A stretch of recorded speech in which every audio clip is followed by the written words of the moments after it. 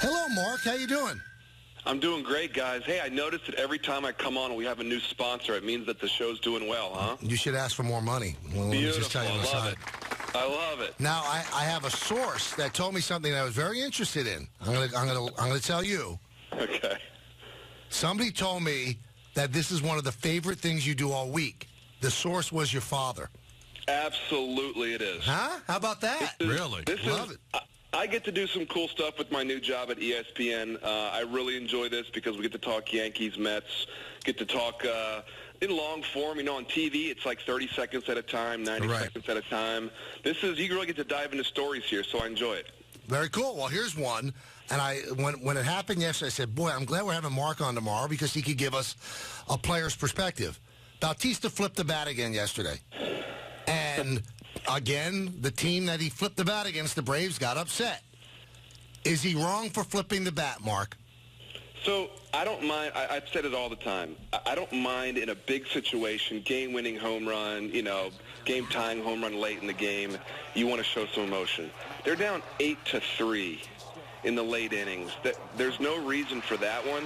The fact of the matter is that no one really likes Jose Bautista, let's be honest. And so if any other player would have done that, we wouldn't be talking about it. It would not be a story. If Starlin Castro did that against the Orioles or the Red Sox, even a team in his division, no one would be talking about it. But because it's Jose Bautista, I think Eric O'Flaherty said it the best yesterday. He said, this guy just seems to always be doing this, and I'm tired of it. Why don't people like him? I'm curious. Because of these type of things. You know, I think he's not the most personable guy on the field.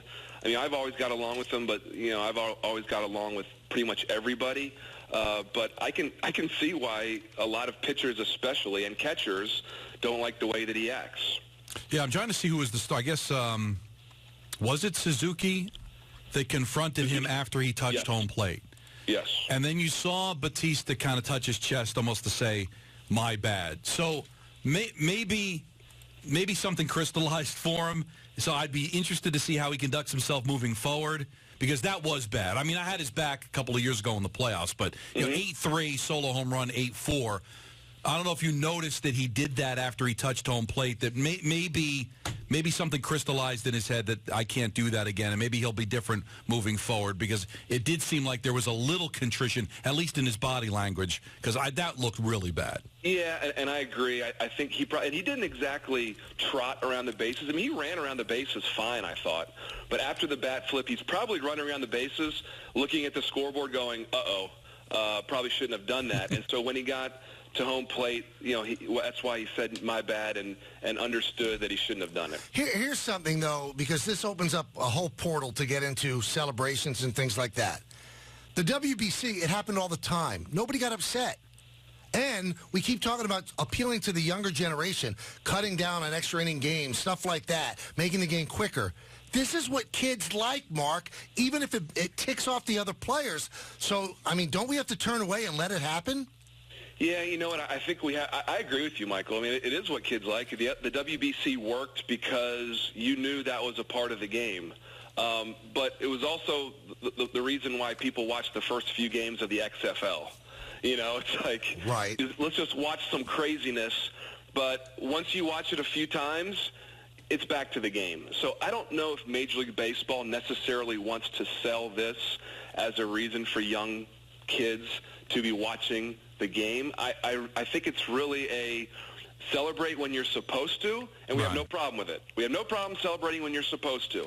Celebrating when you're down 8-3, it's like the touchdown dance when you're down by 35 in the fourth quarter. No problem with a little celebration, you know, after a big touchdown, and you can run up and down the sidelines. But in a blowout game, just have a little bit of respect for your opponents and for your teammates as well, because your teammates are losing. You know, you got a pitcher out there that just got rocked, and you're out celebrating because you did something good for yourself. You know, and the WBC you use as an example, but that's a tournament. Those games are all very meaningful. It's a bigger stage than, you know, a May 17th game against two lousy baseball teams. Well, you know what? I'll actually, you know, kind of take the other side of that. The WBC, those games are not as meaningful to the Blue Jays or the Braves. They're meaningful from an individual standpoint. So from an individual standpoint, yeah, the WBC is a showcase. It's kind of a fun thing that you can do with your countrymen and your teammates that are there for those 4 or 5 weeks. But there's a reason that not everybody plays in the WBC. There's a reason that Mike Trout and Clayton Kershaw and some of these guys don't play in the WBC, because it is an exhibition. So on an exhibition standpoint, it's supposed to be fun. You're supposed to have a good time. It's supposed to be, celebrating the game.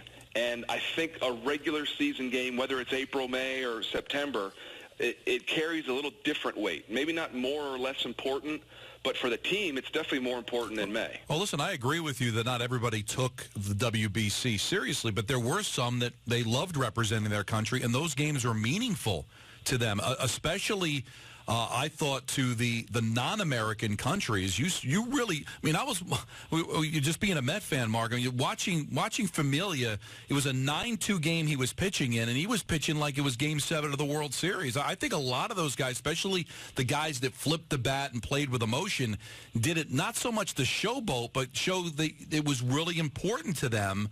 Those games were meaningful, and to them, their home runs were as important in the WBC as Bautista's home run in that playoff game against the Texas Rangers. Yeah, and I think that's definitely a cultural thing. You have enormous pride in Latin American countries, especially because, that's all these kids do is play baseball when they grow up. Their school systems aren't as good as ours. They may not have the opportunity to make a living doing other things. So baseball is a way of life, and so because of that, it is absolutely important to them. And it's a sense of pride. And that's what makes the WBC a lot of fun, because, you get a group of guys together that may have known each other since they were kids, and we're used to seeing them on a major league level playing in the United States, but then they get to represent their country, and it makes it a lot of fun. All right, now, you've played for 4 different organizations, and I'm just wondering how they would have handled this. In that same game that Bautista flipped the bat, Freddie Freeman got hit on the hand. He's out 10 weeks. He was off to an unbelievable start, tied for the Major League lead in home runs with Aaron Judge. Now, they're playing tonight. Is a Blue Jay going down? No, because I don't think so, because Freeman actually started his swing there. If you guys take a look at that video, there was no intent. It wasn't, Aaron looped, the ball just got away from him, and Freeman started his swing. If he turns away from that pitch, it hits him in the shoulder or the upper back, and it's no big deal. I don't think there was any intent there at all, and so, sometimes in baseball stuff happens, and I think this was one of those instances. Do you think, though, that Bautista gets hit tonight? That's on the table every night. Let's be honest. That is on the table every single night, because I've been in clubhouses where guys just look at the starting pitcher for that night's game and said, "Just please hit Bautista for me." Wow. And that happens. That goes with the territory. When you throw your bat and jump around, you're going to get thrown out a little bit more than the regular guy. Well, can you give any insight to why that is the expectation? It's like in no other sport is that really the case. Where in hockey, which is certainly a man's game, you can score a goal and run and dive on the ice, and it's just expected that when you score, you celebrate. Why do you think baseball is so different in that regard? I think because baseball is such a one-on-one sport. Yes, it is a team sport. But when it's pitcher versus hitter, it's one-on-one. You might as well, especially if you're talking about a home run, you might as well have nobody else out there on the field, because it is mano a mano, I'm going after you, hit it if you can. And so when you celebrate in baseball, you're celebrating because I beat you. It's like in the NBA. When you hit a big jumper against somebody or dunk on somebody, you're not allowed to stand over them and start waving your finger or pumping your chest or yelling at them. It's an automatic technical foul, because I don't think people mind celebrating in general and celebrating what you've done from a team standpoint or scoring a goal. But when you go right into a pitcher's face, or a pitcher stares down a hitter and starts thumping his chest, that gets personal, and I think that's where it crosses the line. After the Mets lost their 7th consecutive game last night, Mark, Terry Collins was asked about just the state of his team, and does the team start to give up or think it's a lost season? And Terry said, "I won't let that happen." What can a manager do in the room when everything seems to be slipping away, expectations aren't reached. What does Terry mean when he says, I won't let that happen? Well, he's doing everything a good manager is supposed to do, and I truly believe Terry Collins is a good manager. He's doing his best, but he is rolling a huge rock up a steep hill right now. And with the injuries that they have, I mean, the roster was probably a tick below the Nationals even to start the season. And then you have the injuries that they've had to probably their two most important players in Cespedes and Syndergaard. Their closer's out right now. Their team leader, the third baseman's out. The Matt Harvey situation, the drama going around him right now. It's not an easy position for anybody. And so the best thing a manager can do is look at his players and say, hey, guys, I'm not going to let you quit. Keep fighting, and things are going to turn around. And whether he actually believes that or not is a whole different story. But, no one can just pack up their bags and go back home in May because they don't think their team's going to make it. They have to fight. This just came over that the Blue Jays have suspended, I'll try to get it out, suspended Kevin Pillar 2 games, anti-gay slur that he had against Jason Mott of the Braves yesterday. In the heat of battle, Mark, did you ever say anything that you regretted? I never did, because those are words that you shouldn't be saying anyway. Unfortunately, there's a group of words that are out there, and we all know what they are. There's a group of words out there that young kids start saying in high school, maybe even younger, and they don't even know what they mean. They don't even know why they're saying it. It's completely out of context. It doesn't make any sense that you're saying it. But you say it because you heard an older kid say it, or you heard someone say it on a rated R movie, and so you just start saying it, and it becomes ingrained in your vocabulary. I never let that happen. You talk about my dad would have smacked me upside my head. I mean, there was no chance that those words were coming out of my mouth. But unfortunately, for too many young athletes, it was these are words that they have been saying for a long time out of context. I believe Kevin Pillar truly is sorry, and he doesn't mean any disrespect to anybody. But those are words that are said, unfortunately. Mark, 37 games in, and you still hear that phrase, pump the brakes on the Yankees. At what point do you stop pumping the brakes and just saying, this is a legitimate playoff team? I think they're a legitimate playoff team right now. Now, when you talk about legitimate playoff team because of the expanded wild card and a legitimate World Series team, I still need to see better starting pitching. Let's just be honest. When your ace has a 5+ ERA and couldn't get out of the second inning, that worries me a little bit. And Tanaka has to be an ace for this team because you don't know what you're going to get with Severino late in the season. Severino's got tons of talent, but he hasn't done it for 30-plus starts into the postseason. Michael Pineda, we all know his ups and downs. CeCe, had a great bounce-back start, but we know that he's going to be a little bit up and down just because of his age and his injury history. So, you just be honest with yourself and look at the team and say, yeah, if you go out and get an extra pitcher and Tanaka comes back as that ace, they're a legitimate World Series threat, not just a playoff threat. So I think this team is real. So you were Jeter night. What'd you think? Oh, it was so much fun. I mean, I think the Yankees do such a great job of those celebrations. I think the MCs were spectacular, especially Michael and John. No, but seriously, the Yankees do a great job. They're a lot of fun.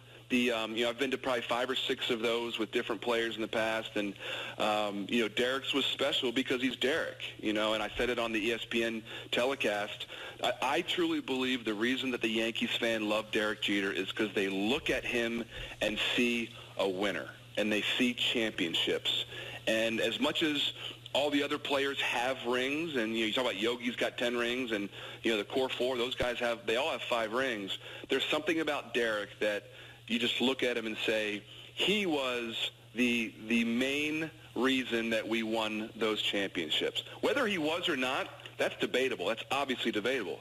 But he just carries such an aura around him, a quiet confidence. He was the captain, and it was special to be there and see him on Sunday night. Now, I was wondering this as you were just saying that, because obviously you enjoyed it and you realized how big it was, and you were drafted by the Texas Rangers, and the numbers that you put together as a player are day-worthy where you would be honored by your team if you had stayed with one team your entire life? Do you regret that didn't happen? Well, I got traded, so I didn't have. But they knew they weren't going to be able to sign you. Yeah. I mean, I think about that sometimes. But listen, I never. You kind of list the things that you want to accomplish in your career, and getting your number retired, I mean, is honestly way down on that list. Right. And at the end of my career, I look back and go, oh, it would have been cool if I could have played with one team and had the number retirement and all that cool stuff. But all the other great things I got to do in my career, I mean, one of the great blessings of my career and my life was being able to play in 4 different places. I truly enjoyed that. And a lot of guys say, oh, I couldn't imagine ever playing somewhere else. Well, it's cool having those experiences. It was great playing in all the different places that I played, and I wouldn't change it for anything. There are certain guys that get to do it and other guys that don't. I wonder, though, just along those lines, and we mentioned this the other day, I wonder if Cano watched that on Sunday night and said, I gave that up. Because he would have been that guy. Yeah, Robinson was in a difficult situation because you have so many outside influences, and the difference of the contracts were so big that the outside influences are telling him, go sign for the money, go to Seattle, the Yankees aren't respecting you. He's probably going to, at the end of his career, especially if he doesn't win a World Series in Seattle, he'll probably say, you know what, maybe I didn't need that extra money. But listen, Robinson Cano is one of the great Yankees, no matter where he finishes his career. He was with us for a long time. He won that championship with us in 2009. So, yeah, I mean, very few guys get to have their cake and eat it too. Derek Jeter is one of those guys. Mariano Rivera is one of those guys. Heck, even Andy Pettitte left. Right. So Andy came back, and he had that opportunity to come back. But star players, it's just very difficult for them. You look at LeBron James. It's very difficult for them to stay in one place their whole career because they have so many other options. And Cano found that out when he was a free agent. Rob Manfred said that Major League Baseball will play regular season games by 2019 in Europe. Do you like that idea? I like it as long as they take care of the players. And when I mean take care of the players, it's let's not have a 3-game series in Berlin or London. Let's go out there for a whole week. However we can build in some off days, before or after. Those Europe trips are tough. Make sure it's an East Coast team playing an East Coast team. You're not having the Dodgers fly 15 hours across the world to go play a baseball game. And as long as they do that, I think it's great. I love seeing Major League Baseball spread its wings a little bit, go to different markets. I think we should be playing more games in Latin America. I think we should be playing more games in Europe and wherever else it takes us. All right, a couple of questions from fans, Mark. Steve from Oak Ridge, New Jersey. What was the song or band you'd listen to pump yourself up before a game or working out? Ooh, so when I work out, I listen to a mix of heavy metal and rap. So it was a lot of like old school rap, Run DMC, Wu-Tang Clan, that kind of stuff. And then heavy metal, like Metallica, AC/DC, that type of stuff. You just don't look the type. I'm sorry, I can't picture that. Because Mark. let me just expose Michael here, Mark. He believes that enjoying heavy metal is because of drugs. Like he thinks that when you open a Metallica album, marijuana and cocaine fall out of it. Doesn't? And I think it's wrong to stereotype people like that. Well, you know what? That's why I'm shocked you like it. I pretty much worked out for like 20 years, and after a while, you need to get a little bit of extra motivation and something to pump you up. So I don't listen to Metallica when I'm out in the backyard playing with the kids. I listen to Metallica when I'm in the weight room. Yeah, I don't know if you were a fan, but that's sad today about Chris Cornell, huh? Oh, super sad. I mean, I was a big Soundgarden fan, and he did a really cool album with Eddie Vedder called Temple of the Dog. Oh yeah. That's just super sad. This is from Dalton in Dix Hills, New York. Will Matt Harvey ever get his swagger back? Man, if I'm betting no, but I am truly rooting for him because players like that in New York, he could have a great comeback story, and I'd like to see it. Just as a fan, I would like to see his comeback story. Great stuff, Mark. Have a great weekend, and we'll talk to you next Thursday again. Always fun, guys.